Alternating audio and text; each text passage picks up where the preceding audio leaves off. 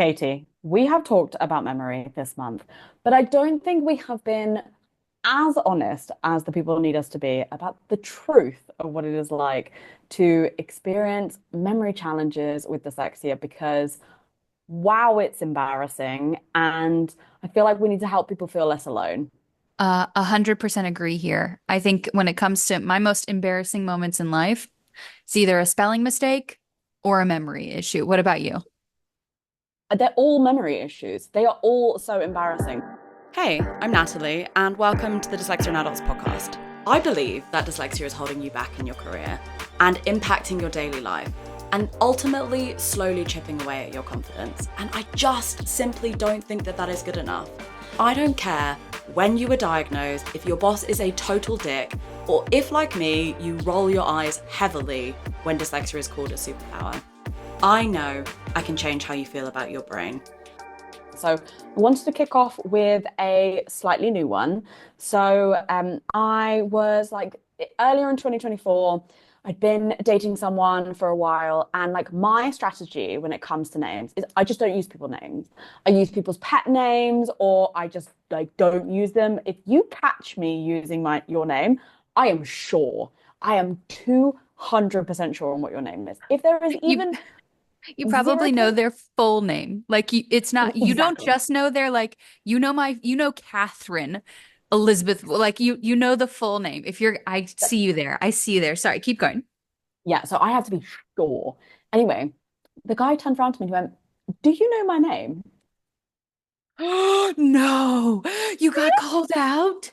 Oh my God, I've never had that happen. What did you do? This is like 2 months in. I was like, I'm going, okay, for people watching on YouTube, I'm going red. And I did know this person's name, but I just so instinctually do not use people's names because the amount of times I've gotten them wrong in the past is unbearable. So I've just naturally learned never to use people's names. And I was like, yeah, I know your name. And he was like, well, why don't you use it? And I was like, I was How do like, you respond to that? don't know. So I just said like this person was actually really supportive of dyslexia and ADHD, like really, really great. So I just explained that like the truth that I'm really bad with names and this is my coping strategy. And actually, do you know what was also really sweet is when I went to go meet his family, he then said, "How can I help you use their names?" Oh, Because he referred to himself whoa. as I'm Mr. No Name. So how do I get you to use my family's name? And I said, if you just consistently use it throughout the conversation, like Laura, can you pass the salt? Like John, I need the pepper. It will just constantly remind me that I do know their name. Everything is going to be okay. And it really worked. And now and then everything was fine. But yeah, oh, that was really embarrassing. So I'm not great with people's names, but I am fantastic at like, hey babe, how are you? Hi chick, what's going on? I just have like a million little pet names that I just naturally, well, you know, I use them all the time, Yeah, I have but it so comes from not knowing people's names. no, I have the same twofold. I think this is probably a really common dyslexic thing, and I think we've asked the community about this, the Hive before this join the Hive, about this before, and I'm pretty sure that they have also said the same thing of like, no, I never know people's names. I used to be a dance teacher, and I would have probably like 50-ish students. I didn't know a single one's name. And I would just give them names Oh based no. on like their personality or like the things that they would do in class or like I had one kid and she was just all legs and she could kick like really it's a dance thing. She could like do high kicks really well and I was like high kicks. High kicks. I need you to do it again across the floor. Like so I just made up names for them. And then like I would the most embarrassing part was taking roll because I would not know their names. And so I would like be trying to tick them off. And I would, so eventually, you know, you get like word association. And I was like, okay, High Legs, her name starts with an L. Is High Legs here? Yes. Okay, tick. So it's, yeah, no, I definitely get it. But how embarrassed, like you want your adults to know your name. And so I always felt so guilty because these little like babies who like looked up to me and like loved me as a teacher. And I'm like over here, like, I don't know their names. It's so embarrassing. So The other embarrassing. thing that happens a lot as well with me is obviously with the coaching clients, you learn so much about someone. So you learn about their bosses, you learn about their colleagues, you learn about their boyfriend, their friends, their parents, and they obviously they call them by their names. So, and then I will later on have to say, oh, oh, what does like John think about it? And I'll just go for it. I'll just try a name and I'll be like, what did Lucy say? And they'll be like, do you mean like I don't know, like do you mean like Isabel? And I'll be like, yes. I'm like, Yeah. as long as I'm close, I'm like, yeah, that one. Yeah. So I have a best friend who we've been like thick as thieves since college. And I have met her mom time and time and time again. So my friend's last name is Brown. So I knew her mom's last name was most likely Brown. And she would say her mom's name to me, but I still don't know it. Like we've been friends for over 10 years now. And I just call her Well, people Mama don't call their Brown. mum by their name. They call their mum as well. So that's not Right. helpful. Right. So I just call her Mama Brown. Like, and if you Right. notice, I call your mom. Like right now, Gail, that's your mom's name. That's your mom's No, name. but it's easy with my mum because my dad decided to marry another woman called Gail. So like it's very easy for you because there's like reinforced memory. Like it's such I an mean, odd story that there's no way anyone forgets either my stepmom's name, including my dad who was dyslexic. So I'm confident it was a dyslexic strategy. He was like, "Oh, your name's Gail. Oh, I've already got that name down. I'll marry you." It's the only thing that makes sense.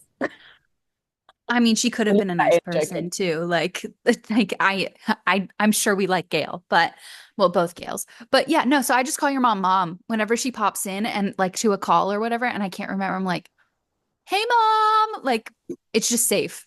It's just safe. The only reason I know your dad's name is because he was a part of the Hive and the community as we've been growing it, and so it would always show up Ian on the screen. So that's the only reason I know your dad's name.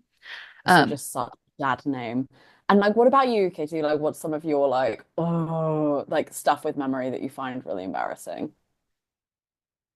so my beautiful, fantastic, talented boyfriend is a big tech guy. Like he works in the tech world, he does tech stuff. I don't understand 90% of it. I can turn it off and turn it back on again. That's about the extent. But Not true. I mean, within reason. But passwords, this is kind of like a stupid one, but I can never remember my password for anything. I mean, I have like a system of like, okay, I've got like the same 10 passwords and like I just change a little bit about it depending I have a whole system, but I can never remember it. And so when he's like, "Hey, can you log into X and check on Y?" And I'm like, "Yeah, let me log in really quickly." And then he's always like, "Why aren't you using the password manager?" And I'm like, I am. It just has the wrong password in it because I set it up with the wrong password. So like it's like I have this constant struggle and it's just so embarrassing because my partner is so good at it that I'm like constantly living in this state of like, don't ask me to log in, don't ask me to log in. Or we'll do finances and I have to like pop in, like log into my bank account and he'll be like, "Are you in yet? Are you in yet?" And I'm like, "No, it's just being slow." But it's me I frantically think like putting in all 8 passwords. my thing with passwords is that as well. And then the people who are like, oh, just get a password manager. And I'm like, I know I should have a password manager, but I am chronically overwhelmed with other shit. I cannot get to a password manager right now. But the thing that really embarrasses me with passwords is obviously it's working memory, but you like type in your password and then 35 seconds later it asks you to log in. You're like, oh my God, I don't know the password. Oh, or when you have to yeah, when you reset your password and it's like, "Oh, you can reset it and you have to type it twice, but then it's gone. It's gone." It's so embarrassing. And then you have to then reset your password immediately after you reset it because you don't remember what you set it as. And it's like, it was 10 seconds ago. And it's at that moment you think to yourself, I know it's dyslexia and ADHD. I know it is, but it could also be dementia at this point.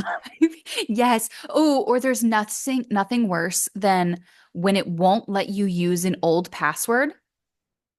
So I'll go Oh, through like 10 passwords, right? Because, you know, like banking software, you have your bank for a long time, or you have your, Google account for a long time and it's like, oh, can't use that password, it's old. Can't use that password, it's old. And I'm like, I'm running out of passwords. Like eventually you just come up with like screw you 123 capital S. Like I'm I get so still mad. I'm still using the same password with just like different iterations. I'm still working through the iterations. I've like successfully got a lot of iterations. But honestly, that doesn't even help anyway. And the other thing on the passwords thing that's kind of similar is when you have to like get directions from someone or you have to like get a toilet code or something from someone. And obviously every dyslexic person's strategy is just remember the next stage and then you'll figure it out from there. Like when someone gives directions, you just remember the first two things and then you think, okay, well, then I'll just figure it out after that. But I often or sometimes find that you have to go back to that original person and get the directions or the information again. Yes. So because it's my job to help people with this, I know all of the strategies on working memory of like repeating things and like writing things down. And so I do a lot of those. So when someone gives me directions, I'm like, okay, so it's this, this, this, and this. Did I get that right? And they're like, yes. And I'm like, okay, great. Or I'll visualize it, all the kind of things that you should do. But obviously, life's sometimes and you don't get it right. And so then you've gone through this whole thing of like double checking that you've got it all right. And you still have to go back to the dude and be like, sorry, where's the toilet? And he's like, second on the right. And you're like, mm-hmm, Meanwhile, you're still great. holding onto the code 86954, 86954, 86954. Where is it? Second on the left, 86954. It's you're not alone. And, You were not and alone. I know I'm not alone. The thing that I find embarrassing is like, okay, you ask for the information again, fine, don't find that embarrassing anymore. Then you make a mistake and you have to go back once more. Okay, like whatever, like not embarrassing. And then you're having to repeat it in your head, like you said, like it's like the code to my physio is like 4334 hash, 4334 hash. And you're just repeating over and over again. Also, not embarrassed by that. But regularly I have to go back a third time. Like it's not the first time, it's not the second time, it's the third time I have to go back to this person and be like, I still don't know where I'm going. And then often, sometimes they have to walk with you because they've realized that you are that incompetent that they must escort you to wherever you're going. And that, when they escort you, it kills me with embarrassment because you're just like, I'm sorry, but also thank you for escorting me. So I will say this about some parts of America that I've lived in. It is commonplace, like when you're in the grocery store or the supermarket and you're like, oh, where are the pickles? Instead of just being like, oh, they're on aisle 10, they'll be like, oh, let me take you to them. Oh, I've never loved anything more in my life because I'm not going to remember they're in aisle 10 past the ketchup. Like, that's not, I'm also trying to remember my grocery list. So I Exactly. love that about American customer service. But anytime I've been in Europe, it's very much like, I just won't use the bathroom because I can't remember the toilet code. Like, I'll just hold it and like get back to my hotel. Well, like, you know what? If I wet myself on the street, I wet myself on the street. I can't possibly get someone to escort me to the toilet. Like, that's just not happening. It's too much. It's too much. And Can't then the handle it. other one that I think we have to talk about that I know both of us really struggle with is that feeling when you walk into a room and you're like, why am I here? The door theory. Oh, the door theory. Okay, wait. So I had a friend in middle school who coined the term the door theory. And it's this idea that when you walk through a door, like you'll remember, but going through a door wipes it because you're entering a new Oh, room and you're like, oh, this is my bedroom. This is where I sleep. This is where I, and then you're like, wait, I came in here for a reason. so it's not our fault. It's the door. It's a vortex that takes our memory. It's not our That is fault. exactly what I blame it on. But no, you're talking about just to like just so I make sure we're on the same page. You're talking about when you walk into a room, like you're looking for your keys, and then you walk into your bedroom and you're like, why did I come in here? And then you have to Mhm. go back to where you started. Do you do that? all the time, so often. And then the thing is that then I go back to where I started and I forget that I was looking for something in my room and I don't remember what. So I'm like, then I arrive in the next room and I'm like, what am I doing in here? Like, and it's just like a perpetual, and again, you know it's dyslexia, you know it's ADHD, you know it's working memory, but there's a little part of your brain that goes, but do I have dementia? Yeah, or like, oh, it's just the crazy part. Okay, so for me, it's usually a little bit more on the ADHD side of things because I'll be like, I need to go get my keys. And then I move my body to my bedroom. And then I'm thinking about 18 other things. I'm like, okay, well, I got to get in the car and I've got 10 minutes to get there. And is that going to be enough time? And do my pants look good? Should I get different shoes on? Wait, why am I in my room? Because my brain's already taken a journey somewhere else. And I'm like, I'm in here Mm, for something. I set myself on this course for a reason. What was it? It's so infuriating. And but it's like my brain is going like super, super, super fast and then it just stops. mm, I agree. It just, the whole thing just, even if you explain it to someone and you tell them it's dyslexia and ADHD, you still just feel like a twit. Like you're just like, "Ugh, I just need you to believe me that like there's nothing wrong with me and this is just fine." But also, it's just so embarrassing. I've Like just it's so. embraced it. I've just embraced it. In my house, I will routinely, this sounds so ridiculous. I will routinely look at whoever's around, my dog, my stepdaughter, or my boyfriend, and I will look at them in the eyes and I will be like, I'm going to get my jacket. And then I will leave and I will forget what, and I'm like, why am I in here? And they're like, you're getting your jacket. Well, not my dog. My dog Oh, is just more like to help me remember because you know, like we're multisensory processors. So by verbalizing what I'm looking for, it increases the gotta chances hope. that I'll get it. Yeah. Yeah. I love the way that you start the story by telling us that you don't remember it, but then you give it as a tip that hopefully it will work. Yeah.